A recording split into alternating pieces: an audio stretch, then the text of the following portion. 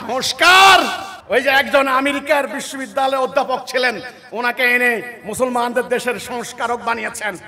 আমরা বলেছি কোন সংস্কারে শান্তি আসবে না। নতুন নতুন দল করেন, আসবে না।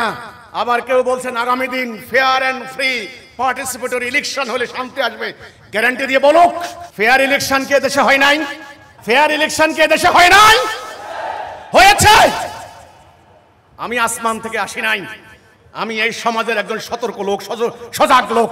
ফেয়ার ইলেকশন হয়েছে, অ্যাকসেপ্টেবল ইলেকশন হয়েছে, পার্টিসিপেটরি ইলেকশন হয়েছে, কিন্তু ফেসিবাদ কি হয় নাই? অর্থ পাচার কি বন্ধ হয়েছে? দুর্নীতি লুটপাট বন্ধ হয়েছে? হবে না।